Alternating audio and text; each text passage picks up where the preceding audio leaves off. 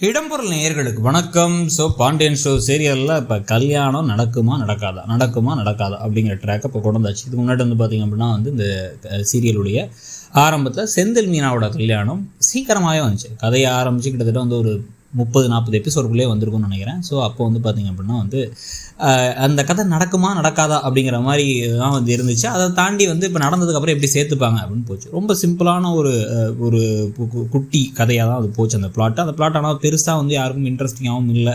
ஏன் அப்படின்னா அப்போ தான் சீரியல் புதுசாக வந்துருந்துச்சு. நிறைய பேர் பாண்டியன் ஷோ சீசன் 2லாம் எதுக்கு, சீசன் 1 போதுமே, சீசன் 2லாம் பெருசாக யாரை பார்த்தாலும் சிரிப்பாக தான் வருது, அதே கதை மாதிரி இருக்குது அப்படி இப்படி நிறைய பேசிகிட்டு இருந்தாங்க. அதுக்கு பிறகு பார்த்திங்க அப்படின்னா கதிர் ராஜியோடைய கல்யாணம் ஃபஸ்ட் டைமாக ஒரு மெகாசகமும் ஒரு 3-4 வாரத்துக்கு போச்சுன்னு நினைக்கிறேன். அதுவும் பாகியலட்சுமி கூட அது பெருசாக இழுத்து கொண்டு போய் கடைசியில் அந்த கல்யாணம் நடக்கவே கூடாது நம்ம எல்லாருமே நினச்சி. ஏன் அப்படின்னு பார்த்திங்கன்னா கோமதி தன்னோட பையனை கஷ்டப்படுத்துகிறாங்க, வேணே எமோஷனல் பிளாக்மெயில் பண்ணுறாங்க, காலெல்லாம் விழறாங்கன்னு சொன்னதுக்கு பிறகு அதுக்கு பிறகு கதை படப்படன்னு போக ஆரம்பிச்சிச்சு. டிஆர்பியும் நல்லா வாங்க ஆரம்பிச்சு, பார்க்குறவங்களுக்கும் பிடிக்க ஆரம்பிச்சு. டக்குன்னு திருப்பி அதனுடைய 3வது பொசிஷனுக்கு எப்படி சீசன் 1 என்ன பொசிஷனில் இருந்துச்சோ அதே பொசிஷனுக்கு வந்தாச்சு. இப்போ போக ஃபஸ்ட் பிளேஸுக்கே வரதுக்கான வாய்ப்புகள் இருக்குங்கிற அளவுக்கு நிறைய பேருக்கு இந்த கதை பிடிச்சிருக்குன்னு சொல்லவும் ஆரம்பிச்சிட்டாங்க.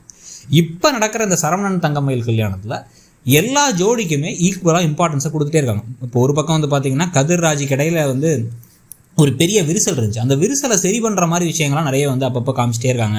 அதை இப்போ 2 பேருக்குள்ள ஒரு அன்பு இருக்குங்கிறத காமிக்கிறாங்க. ஒரு பார்த்தாலே 2 பேருக்கும் ஒருத்தருக்கு ஒருத்தர் ஒரு ஆச்சரியப்படுறதும் சரி, ஒரு பாராட்டுற மாதிரி விஷயங்களும் இருக்குது, இந்த குணங்கள் இருக்குது அப்படிங்கிறத புரிஞ்சுக்கிறாங்க. இது ஒரு பக்கம் போகுது. இன்னொரு பக்கம் மீனாவும் செந்திலும் கதையில் மீனா எவ்வளோ கேஷுவலாக எல்லாத்தையும் ஹேண்டில் பண்ண முடியுமா ஹேண்டில் பண்ணுறாங்க.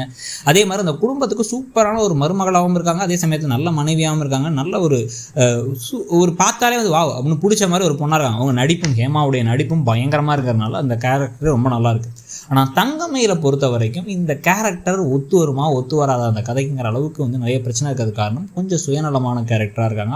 அவங்க அப்பாவும் அம்மாவும் அதை விட மற்றவங்களை பற்றி எதையும் யோசிக்காமல் இந்த குடும்பத்தை பிரிக்கணும்னு இப்போ யோசிக்க ஆரம்பிக்கிறாங்க. இதில் சொல்கிறதெல்லாம் பொய், திருட்டுத்தனம். அப்பயும் பார்த்திங்கன்னா திமிருக்கு ஒன்றும் குறைச்சல் இல்லைங்கிற மாதிரி மற்றவங்களை அதிகாரம் பண்ணுறதும், வேணும்னே அவங்களை பிரித்து விடுற மாதிரி விஷயங்களை பேசுகிறதும் நிறைய விஷயங்களை பண்ணிகிட்டு இருக்காங்க. இதில் புதுசாக ஒரு ட்ராக்கை கொண்டு வர வாய்ப்பு இருக்கோ அப்படிங்கிறாங்க. என்ன அப்படின்னா திடீர்னு கல்யாண பொண்ணை கடத்திட்டார் குமரவேல் அவன் தங்கமயில மட்டும் அவர் கடத்திட்டு போயிட்டாருன்னா எல்லா கதையிலையும் விரும்பாத ஜோடியை தானே சேர்த்து வைப்பாங்க. அந்த மாதிரி இந்த கதையில் கடத்திட்டு போயிட்டாரு, அவர் எங்கே இருக்காங்க அப்படிங்கிறதே தெரியல அப்படிங்கிற சமயத்தில் கல்யாணம் நடந்தே தீரணும்னு சொல்லிட்டு சுடருக்கு கல்யாணம் பண்ணி வச்சுருவாங்களா. யாரா சுடர் அப்படின்னு கேட்டிங்கன்னா தங்கமயிலுடைய தங்கச்சி பொற்சுடரோ இருக்காங்கல்ல, அவங்கள சரவணனை தாலி கட்ட சொல்லுவாங்களா அப்படின்னா திடீர்னு ஒரு ஷாக்கான ஒரு இதெல்லாம் கொடுக்குறாங்க. அந்த மாதிரிலாம் நடக்கிறதுக்கான வாய்ப்புகள் இல்லை அப்படின்னு தான் சொல்லணும். ஏன்னா சரண்யா அவங்க தான் இப்போ இந்த ரோல் பண்ணுறாங்க, தங்கமயிலுங்கிற ரோல். அவங்க ஒரு நல்ல ஒரு ஹீரோயின் ரோலில் இருந்து வந்தவங்க. கண்டிப்பாக கொஞ்ச நாளைக்கு போகிறதுக்கோ இல்லை இந்த கேரக்டர் அப்படியே காணாமல் போகிறதுக்கோ ஒத்துக்க போகிறதில்ல.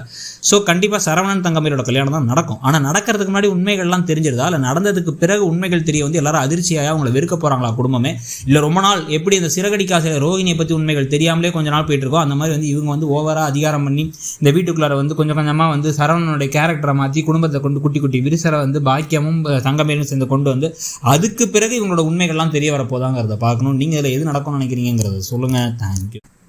இடம்பொருள் நேயர்களுக்கு வணக்கம். ஸோ பாண்டியன் ஷோ சீரியலில் இப்போ கல்யாணம் நடக்குமா நடக்காதா அப்படிங்கிற ட்ராக்கை இப்போ கொண்டு வந்தாச்சு. இதுக்கு முன்னாடி பார்த்திங்க அப்படின்னா இந்த சீரியலுடைய